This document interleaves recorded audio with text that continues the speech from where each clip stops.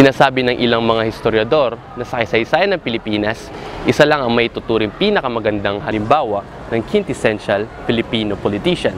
Ito ay si Pangulong Manuel L. Quezon, ang kauna-unahang Pangulo ng Pamahalaang Commonwealth. Pero ano nga ba ang ibig sabihin ng quintessential?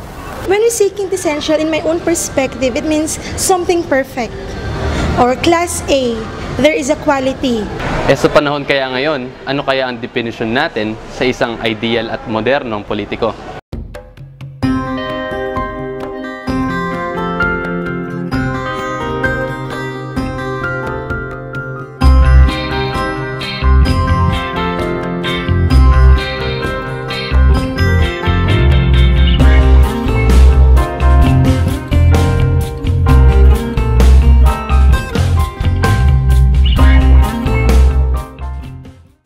Sa ating kasalukuyang konstitusyon, nakadetalye ang mga kwalifikasyon ng ating presidente, mambabatas, hanggat sa pinakamababang posisyon sa gobyerno, at kapansin-pansin ang pagkakaparehan ng kwalifikasyon maliban sa edad ng isang gustong kumandidato.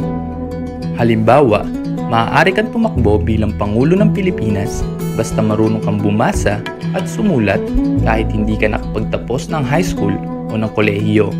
Ganon din ang kwalifikasyon kahit sa pinakamababang posisyon sa ating pamahalaan.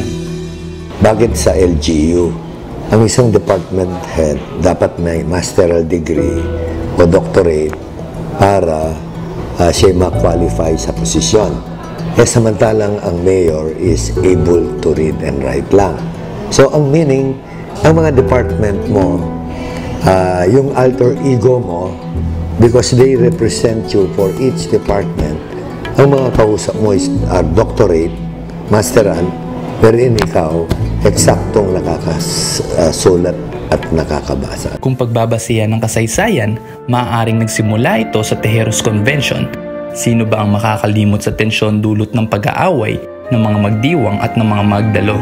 Kung saan na insulto ang Supremo Andres Bonifacio dahil bugod sa pagkatao